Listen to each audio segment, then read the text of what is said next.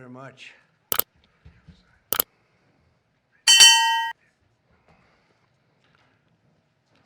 Thank you very much. This is a very big day for a lot of reasons, but this gentleman is a very unique man. I think I could say in the world of chips, certainly, but in the world pretty much of business, nobody's done what he's done. For those of you that are into that world, you would say, wow, he's a legend, but he is a legend, and it's an honor to be with you. Very great honor. Thank you very much. Mr. President. Thank you very much. Welcoming from TSMC, which is the biggest there is at a level that you can't even calculate, frankly. C.C. Wei to the White House for a very historic announcement. This is a tremendous thing for our country and hopefully for his company. We're also pleased to be joined by Commerce Secretary Howard Lutnick and White House AI and SIP, the crypto czar David Sachs, another two very highly respected people. It's great to have you guys involved. And David, thank you very much for coming on. David is sort of the king of intellect in that world. We have some good people. Today, Taiwan Semiconductor is announcing that they will be investing at least $100 billion in new capital in the United States over the next short period of time to build state-of-the-art semiconductor manufacturing facilities. I think mostly it's going to be in Arizona, which is what I understand, which is a great state.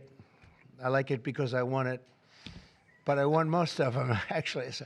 But I did. We won it, and we won it big. The most powerful AI chips in the world will be made right here in America, and it'll be a big percentage of the chips made by his company. But as you know, they're based mostly in Taiwan, and they're far and away the biggest. There's nobody even close. This $100 billion in new investment will go into building 5 cutting-edge fabrication facilities in the great state that we just discussed, Arizona, and will create thousands of jobs, many thousands of jobs, and they're high-paying jobs. In total, today's announcement brings Taiwan Semiconductor investments to about $165 billion. They've started already. Among the largest new foreign direct investments in the United States, Apple, as you know, made a big announcement last week of $500 billion, and we have some others that have announced. We have many that want to announce. But I don't have time to do all of these announcements, I tell you. But for you, I'm doing the announcement. Thank you. This will create hundreds of billions of dollars in economic activity and boost America's dominance in artificial intelligence and beyond.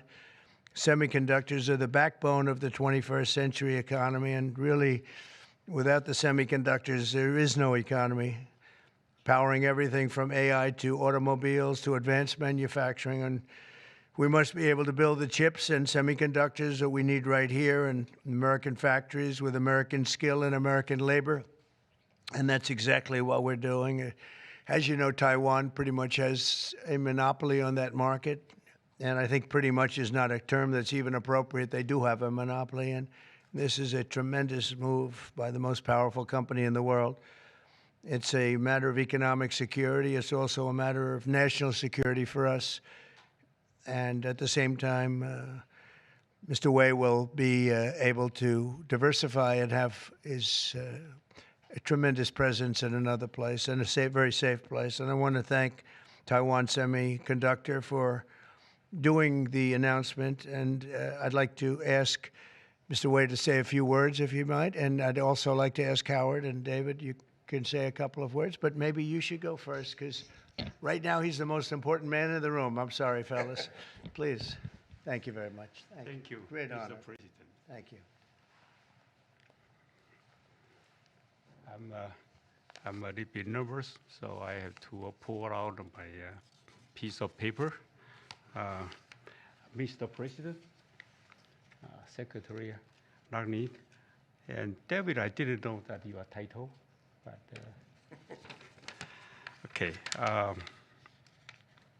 First, I want to say thank you to Mr. President to give me this opportunity to announce our big project in the U.S.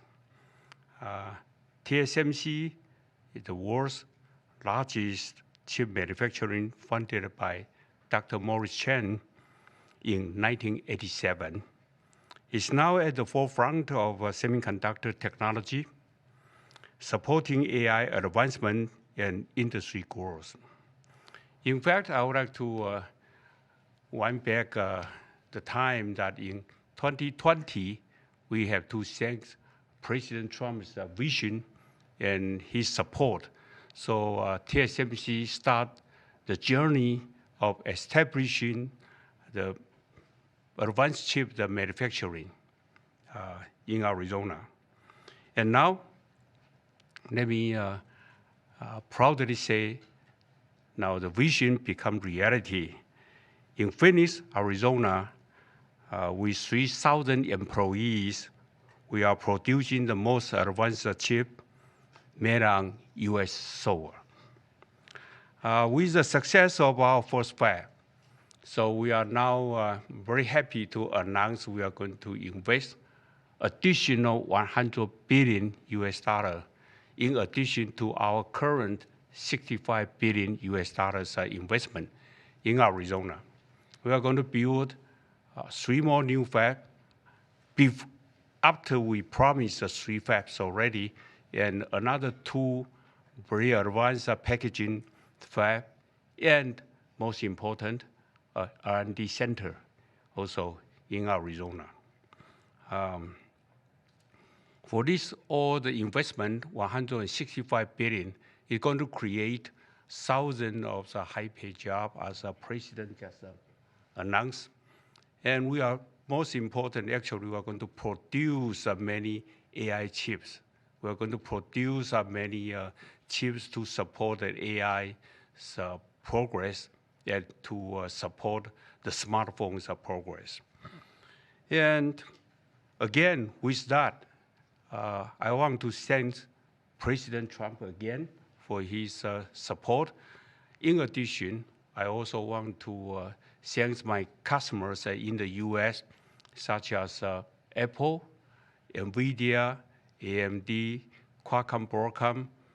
They all support TSMC's manufacturing in the US. Without their support, we probably cannot make it through. So again, I want to thank them. Also, I'd like to thank the TSMC's employee. Without their effort, we just cannot make it today. That's all I want to say, and thank you. Thank you. That's good. Thank you very much. Howard, please, David? Sure. Thank you. So I'm thrilled to be here today because President Trump has made it a fundamental objective to bring semiconductor chip manufacturing home to America. Under the Biden administration, TSMC received a $6 billion grant, and that encouraged them to build $65 billion. So America gave TSMC 10% of the money to build here. And now you're seeing the power of Donald Trump's presidency, because TSMC, the greatest manufacturer of chips in the world, is coming to America with a $100 billion investment. And of course, that is backed by the fact that they can come here because they can avoid paying tariffs. So the idea is come to America, build greatness in America, build for the American customers, the Apple, NVIDIA, that whole list that Chairman Wei gave in order to bring production to America. So we're really, really excited. This continues the most incredible path you've ever seen in these first weeks and months of the Trump administration of incredible manufacturing coming to America. The keys that the president has called out are coming here. They're coming here in huge size because they want to be in the greatest market in the world, and they want to avoid the tariffs that if they're not here, they'd have to suffer. So I want to congratulate C.C. Wei for bringing in this incredible $100 billion investment, but it's on the shoulders of our President Donald Trump, which is why he's coming. So thank you. Thank you. David? Thank you, sir. Well, the products that TSMC makes are literally the most important products in the world. I mean, these advanced chips power everything. They power AI, they power your phone, they power your cars, and without them, the whole modern economy would stop, but they're not made in the United States. So for TSMC to move here is a huge, huge development, and we owe that to President Trump's leadership on the economy and Secretary Lutnick as well. And Cece, thank you for coming here. Thank you. Yeah. Thank you, Dan. So thank you very much. A big percentage of chips with this investment will be made now, a big percentage. Worldwide, we had very little, almost none. We used to have a lot with Intel, but we had very little. And we'll be at close to 40% of the market with this transaction and a couple of others that we're doing. That's a tremendous leap, like a leap that nobody would have really said was possible. So I just want to thank you all for being here. If you want a couple of questions, ideally on this subject, yes. Specific number of jobs that will be created. He said You're probably talking about 20, 25,000 jobs, but it'll get bigger and bigger with time. Knowing this gentleman, it'll get bigger and bigger. There'll be no stopping him. Yeah, Brian, go ahead. In addition to the job, you talked about national security, and that's one thing I think a lot of Americans at home don't understand. Explain the national security aspect of this. Well, without the chips and semiconductors, nothing runs today. You can't buy a car without them. You can't get a radio, a television, nothing. You can't get anything.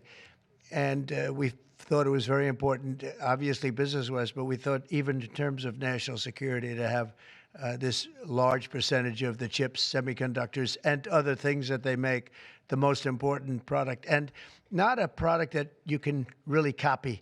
It takes years and years. You know, on the needle of a pin is total genius. I mean, they can put things, I mean, something the size of the needle, the point of a pin, they put information that is just not even believable. So if you would see this, it's just really something. Yes, Brian? One aspect to that. Honda announced they're coming to Indiana because of the tariffs. Once again, That's right. bringing additional jobs in manufacturing. You want to comment on that as well? Well, Honda's coming, and I told you about Apple, that they're going to be starting to build massively here, $500 billion.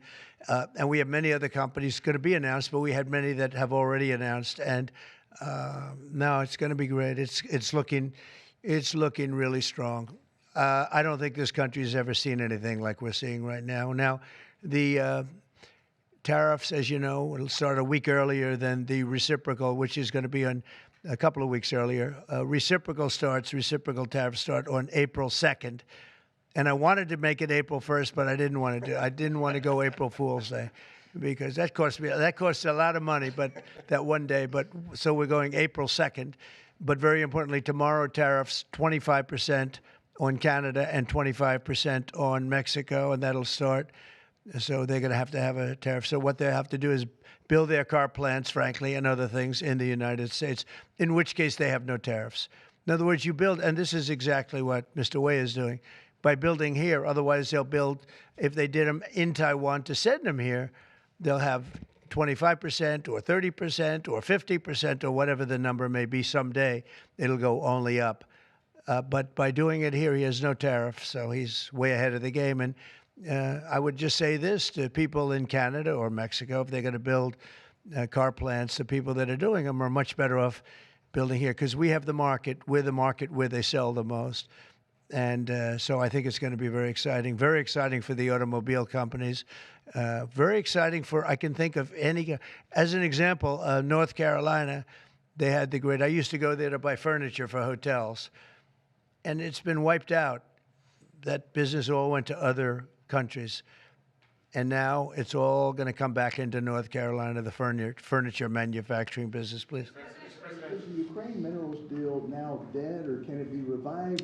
Well, I'll let you know. We're making a speech. You probably heard about it tomorrow night, so I'll let you know tomorrow night. But no, I don't think so. I think it's a great deal for us because, you know, Biden very, very foolishly, stupidly, frankly, gave $300 billion and $350 billion more accurately to a country to fight and to try and do things. And you know what happened? We get nothing. We just gave it. We could have rebuilt our entire U.S. Navy with $350 billion. Think of it, $350 billion. We could have rebuilt our U.S. Navy. So he gave it away as fast as the money could be gone. And what we're doing is getting that all back and a lot more than that. And what we need, it's very important for this business that we're talking about here with chips and semiconductors and everything else, we need rare earths. And the deal we have is we have the finest rare earths that you can. Mr. President, what do you need to see from President Zelensky to restart these negotiations? Well, I just think he should be more appreciative because this country has stuck with them through thick and thin. We've given them much more than Europe, and Europe should have given more than us because, as you know, that's right there. That's the border. This country really was like the fence on the border. It was very important to Europe, and I'm not knocking Europe. I'm saying that they were a lot smarter than Joe Biden because Joe Biden didn't have a clue. He just gave money hand over fist, and they should have been able to equalize with us. In other words, if we gave $1, they should have given. Well, we gave $350 billion. They probably gave 100, but on top of it all, they get their money back because they're doing it in the form of a loan, and it's a secured loan. So when I saw that, which I've known about for a little while, I said it's time for us to be smart. At the same time, it's great for them because they get us in the country taking the rare earth, which is going to fuel this big engine, and especially the engine that we've in a very short time created. And we get something, and we're there. We have a presence there. With all of that being said, I want one thing to happen. I want all of those young people to stop being killed. They're being killed by the thousands every single week.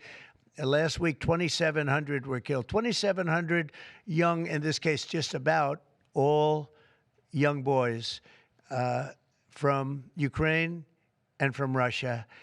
And that's not young people from the United States, but it's on a human basis. I want to see it stop. The money is one thing, but the death. And they're losing thousands of soldiers a week. And that's not including the people that get killed every time a town goes down or a missile goes into a town. And I want to see it stop. Yes. Are you considering canceling military aid to Ukraine? And can we get a reaction to what the Premier just said, that your administration is bringing U.S. worldview in alignment with Moscow's? So this is a deal that should have never happened. This is a deal that would have never happened. And it didn't happen for 4 years. It didn't happen. It was never even close to happening. If I were president, it would not have happened. And October 7th would not have happened in Israel. And inflation wouldn't have happened. And Afghanistan, disastrous, the way they withdrew. Not the fact that they withdrew, but the way they withdrew would have never happened. And we would have had Bagram right now instead of China having it. It was 1 hour away from where China makes their nuclear weapons. We would have kept Bagram, with one of the biggest air bases in the world. All of these things happened, and it's a shame. But it is what it is, and now we're here. I want to see it end fast. I don't want to see this go on for years and years. Now, President Zelensky supposedly made a statement today in AP. I'm not a big fan of AP, so maybe it was an incorrect statement, but he said he thinks the war's going to go on for a long time. And he better not be right about that. That's all I'm saying. This project, could this minimize the impact to the U.S. with chips should China decide to isolate Taiwan or China decide to take Taiwan? Well, it's a very interesting point. It's a great question, actually, but this would certainly, I can't say minimize. That would be a catastrophic event, obviously, but it will at least give us a position where we have, in this very, very important business, we would have a very big part of it in the United States. So it would have a big impact if something should happen with Taiwan. Are you looking at relieving Russian sanctions if there is a peace deal? Well, we're going to make deals with everybody to get this war, including Europe and European nations. And they've acted very well. You know, they're good people. I know most of them are friends of mine. The heads of state, the heads of the various countries, prime ministers from the different. I got four prime ministers and 5 presidents called me over the last 2 days, and they want to work it out. They want to get it worked out. And I think they're also, you know, they're talking money, but the money is less important than the deaths. We're talking thousands of young people a week. And people would say, why do I care about Ukraine? young people. Why do I care about? And not all young, but they're pretty young. You know, Ukraine is running a little bit low, and they're getting older. They're recruiting older people. It's a very, very sad thing that's happening over there, and we want to get it finished. We want to stop the death. On the tariffs, is there any room left for Canada and Mexico to make a deal before midnight? And should we expect those Chinese tariffs, the extra 10%, to take No effect room tomorrow? left for Mexico or for Canada. No, the tariffs, you know, they're all set. They go into effect tomorrow. Mr. President, just to follow up on my colleague's question. And just so you understand, vast amounts of fentanyl have poured into our country from Mexico, and as you know, also from China, where it goes to Mexico and goes to Canada. And China also had an additional 10, so it's 10 plus 10. And it comes in from Canada and it comes in from Mexico, and that's a very important thing to say. Yeah, please, go ahead. Have you decided if you're going to suspend military aid to Ukraine? Have you made that decision? Well, I haven't even talked about that right now. I mean, right now, we'll see what happens. A lot of things are happening right now as we speak. I mean, literally as we speak. I could give you an answer and go back to my office, the beautiful Oval Office. I could go back into the Oval Office and find out that the answer is obsolete. It's like his business. It's obsolete. You come up with a new chip and it's obsolete about 2 minutes later, right? But that's what's good about his business. That's why he's the only one that's successful in it. But Just to follow up on my colleague's question, from Russia saying that your foreign policy is largely in line with their vision, should that be concerning to Americans? said what? Should that be concerning to Americans? Read the statement. That Russia says that your administration's foreign policy is, quote, largely in line with their vision. Well, I'll tell you what, I think it takes two to tango, and you're going to have to make a deal with Russia, and you're going to have to make a deal with Ukraine. You're going to have the assent, and you're going to have the consent from the European nations, because I think that's important, and from us. I think everybody has to get into a room, so to speak, and we have to make a deal. And the deal can be made very fast. It should not be that hard a deal to make. It can be made very fast. Now, maybe somebody doesn't want to make a deal. And if somebody doesn't want to make a deal, I think that person won't be around very long. That person will not be listened to very long, because I believe that Russia wants to make a deal. I believe certainly the people of Ukraine want to make a deal. They've suffered more than anybody else. We talk about suffering. They've suffered. But if you think about it, under President Bush, they got Georgia, right? Russia got Georgia. Under President Obama, they got a nice big submarine base, a nice big chunk of land where they have their submarines. You know that, right? Crimea. Under President Trump, they got nothing. And under President Biden, they tried to get the whole thing. They tried to get the whole big Ukraine, the whole thing. If I didn't get in here, they would have gotten the whole thing. So I can only say, you can go back to Bush, you can go back to Obama, and go back to Biden. They took a lot. The only one they didn't get, you know what I gave them? I gave them anti-tank missiles. That's what I gave them. I gave them sanctions on Russia. I gave them javelins. You know the javelins? You know when they took out all those tanks? You know the tanks were heading to Kiev by the hundreds, and they were unstoppable. And I gave them javelins. So, you know, I really, Putin is the one that will tell you this has not been so good for them. The fact is that I just want fairness. I want fairness. But think of it. I gave Russia nothing except grief. I gave them nothing. I gave them sanctions and javelins. That's what I gave them. Obama gave them sheets, and you heard that statement before. It's a very famous. Trump gave them javelins, and Obama gave them sheets, and then they say how close I am to Russia. And let me tell you, we have to make a deal because there are a lot of people being killed that shouldn't be killed. But remember, Trump gave them nothing, and the other presidents gave them a lot. They gave them everything. Mr. President, on trade, you met with Argentine President Javier Milei at CPAC. He wants to sign a free trade agreement with the United States. Is that something that you would consider even with Argentina? I'll consider anything. And Argentina, I think he's great, by the way. I think he's a great leader. He's doing a great job. He's doing a fantastic job. Brought it back from oblivion. Yeah, we'll look at things. We're looking at the UK with things. It doesn't have to be tariffs, but tariffs are easy.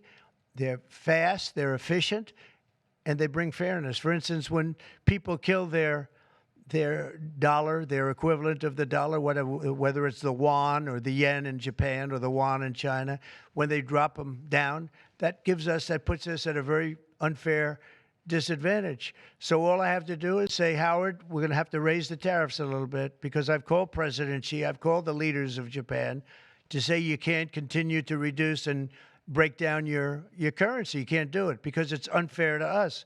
It's very hard for us to make tractors, Caterpillar, here when Japan, China, and other places are killing their currency, meaning driving it down. So all of these things add up.